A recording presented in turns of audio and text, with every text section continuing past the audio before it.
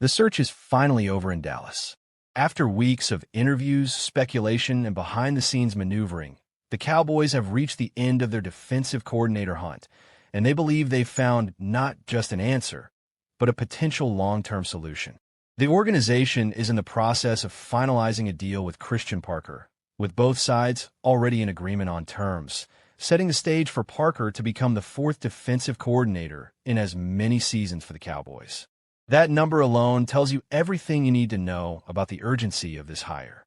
Brian Schottenheimer and the front office understood what was at stake.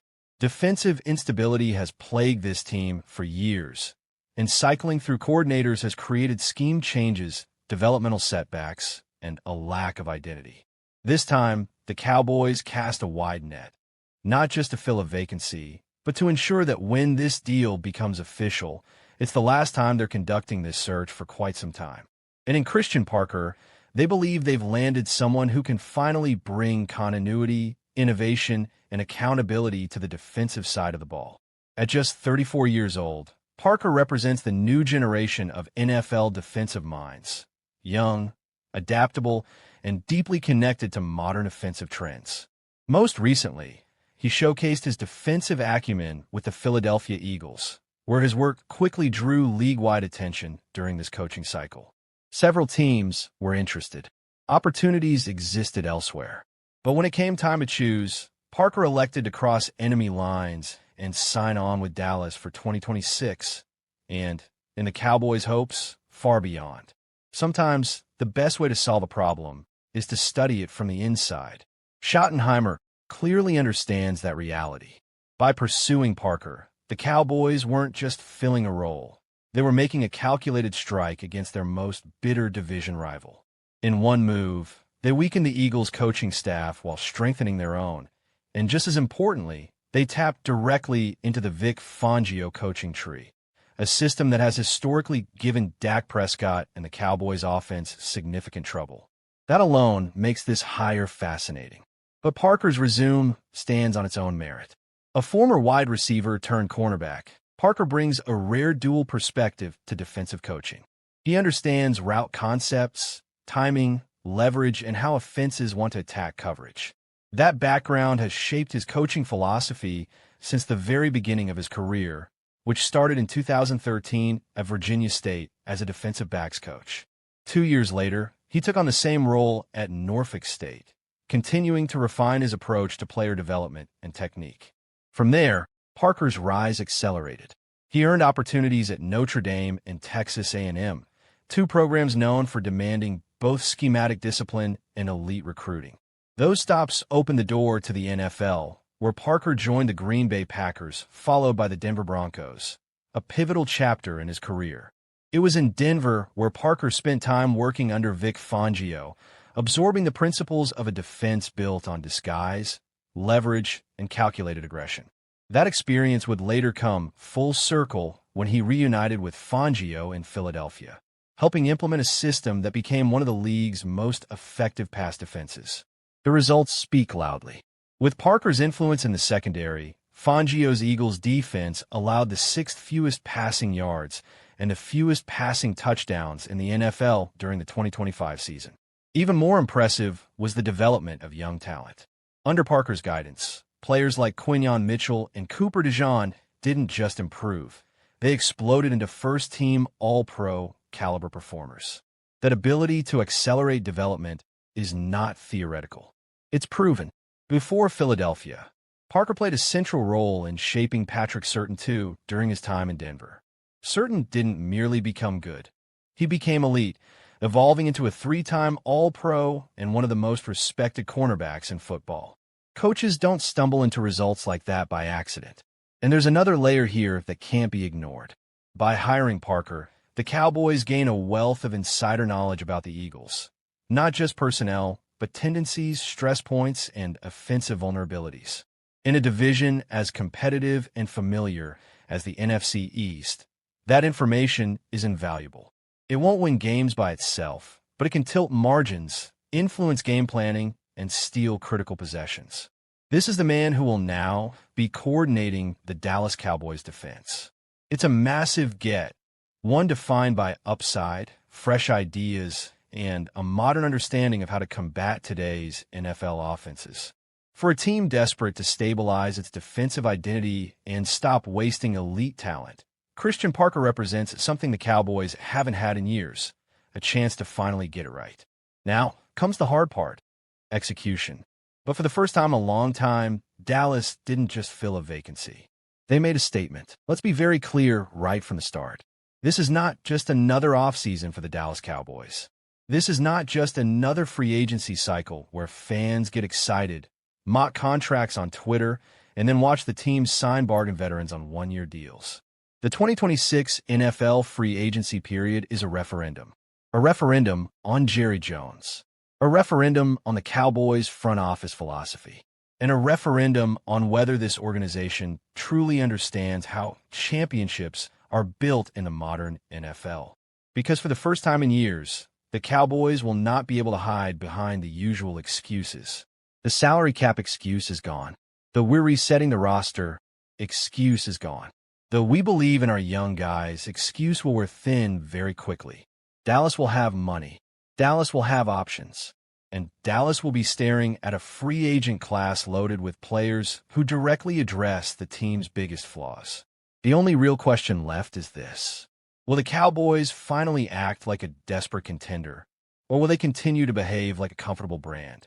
When you study this 2026 free agent class, one thing jumps out immediately.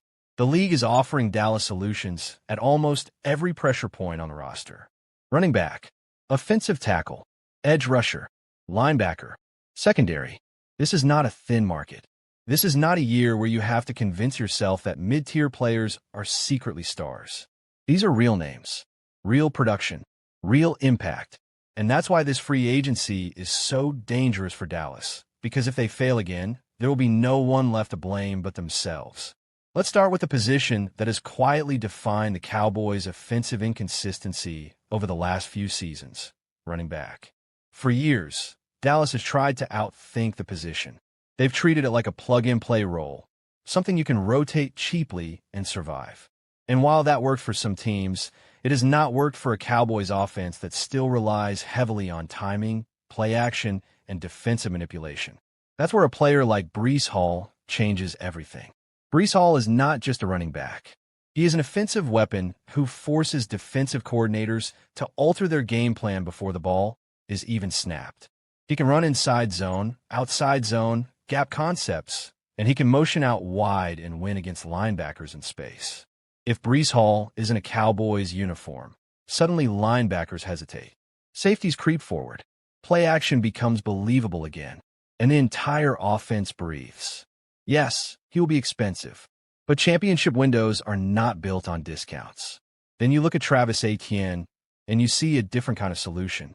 Etienne brings speed, fluidity, and mismatchability. He thrives in space. He's dangerous on screens, angle routes, and wheel routes.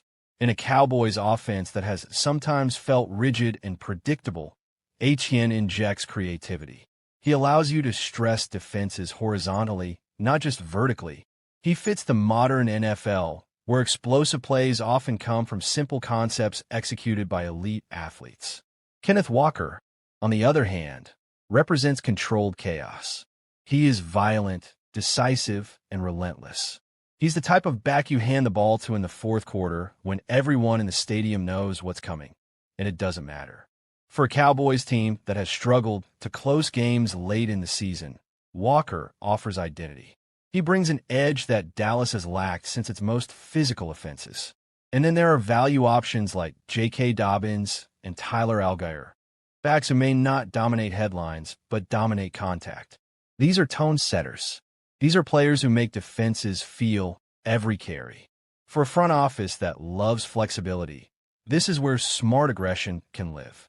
But offense does not survive without protection, and that brings us to one of the most uncomfortable truths about the Cowboys. The offensive line is no longer a strength. It's a question mark.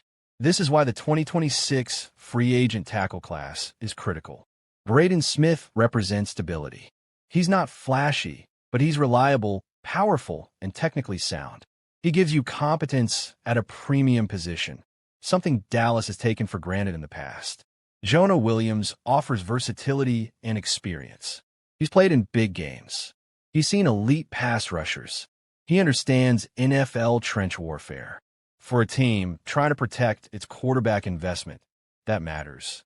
Veterans like Cam Robinson, Trent Brown, and Kelvin Beachum all represent different levels of risk and reward.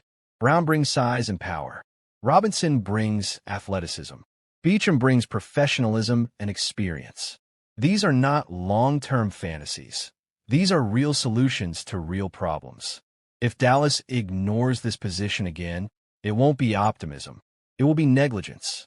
Defensively, the conversation becomes even more urgent when you talk about pass rush. Championship defenses do not rely on hope. They rely on pressure.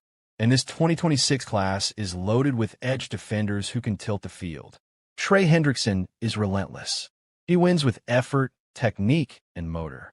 He doesn't need perfect conditions to be effective. He creates chaos.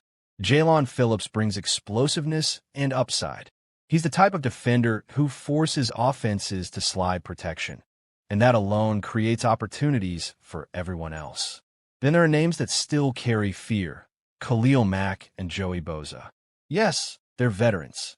Yes, there are durability questions. But when healthy, they still command respect. And sometimes, respect is all you need to change how an offense plays. Add players like Kwity Paye, and suddenly Dallas has options. Real options. Not developmental hopes, immediate contributors. At linebacker, speed is the currency of the modern NFL, and this class delivers. Devin Lloyd, Quincy Williams, and Quay Walker all represent range, aggression, and sideline-to-sideline ability. These are linebackers who can survive in space, who can chase quarterbacks, who can close passing lanes. For a Cowboys defense that has been exposed by misdirection and athletic quarterbacks, this matters. Even value veterans like Alex Singleton and Eric Wilson offer intelligence and toughness, traits that don't always show up on the stat sheet, but win games in December. Finally, the secondary, the last line of defense, and often the difference between good teams and great ones. Corners like Jamal Dean, Alani Taylor, Eric Stokes, Rick Woolen, and Greg Newsome too offer length, physicality, and scheme flexibility. These are not panic signings. These are players you build coverage plans around. At safety, names like Cam Curl, Jaquan Brisker, Reed Blankenship, Kobe Bryant, and Jalen Thompson give Dallas versatility. Box safeties, deep safeties, hybrid defenders, the kind of players who allow defensive coordinators to disguise intentions and steal possessions. So when you zoom out and look at the entire picture, one thing becomes painfully obvious. The 2026 free agent market is not the problem. The money will not be the problem. The talent will not be the problem. The only problem left is courage. Will Jerry Jones finally treat free agency like a weapon instead of a risk? Will the Cowboys finally stop waiting for everything to align perfectly? Or will this be another year where opportunity passes and excuses replace ambition? Because in 2026, history won't care about intentions. It will only remember decisions. The Dallas Cowboys are heading into one of the most important off-seasons in recent memory, and everything feels connected. Roster decisions, cap management, coaching changes, and long-term identity are all colliding at once. And that's why the conversation around George Pickens has become so fascinating. This isn't just about a wide receiver contract. It's about how Dallas wants to build, how patient they're willing to be, and whether they're ready to think creatively instead of emotionally. George Pickens is the biggest name the Cowboys have entering free agency, and that alone creates pressure.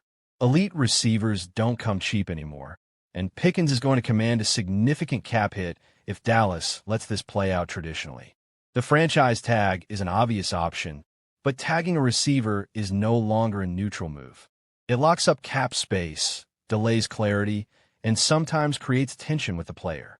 That's why the idea of sign and trade has real merit here. It allows Dallas to control the asset while avoiding a long-term financial commitment they may not be fully comfortable with.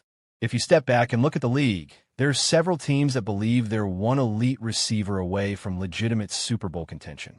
Those teams are usually aggressive, cap-flexible, and willing to part with premium draft capital. Dallas Cowboys wire floated the idea that Pickens' value could be roughly equivalent to a pick in the low 20s, and when you look at the market, that actually feels realistic. Receivers of his caliber rarely become available in their prime, especially without injury concerns. Buffalo stands out immediately. The Bills are in win-now mode, and Josh Allen has been carrying an offense that lacks consistent explosiveness outside of its core weapons. A receiver like Pickens could stretch the field, win one-on-one matchups, and take pressure off Allen in critical moments. Buffalo also has the draft capital to make it work without crippling their future, which is exactly the kind of trade Dallas should be looking for. San Francisco is another intriguing possibility. The 49ers have been creative with their cap, aggressive with their roster, and unafraid to make bold moves. Adding Pickens to an already dangerous offense could push them over the top. And while they don't draft high, their ability to maximize late picks makes a trade more palatable. From Dallas' perspective, getting multiple picks while avoiding a massive extension is a smart long-term play. The Chargers make sense for similar reasons. They have a quarterback who needs more reliable weapons,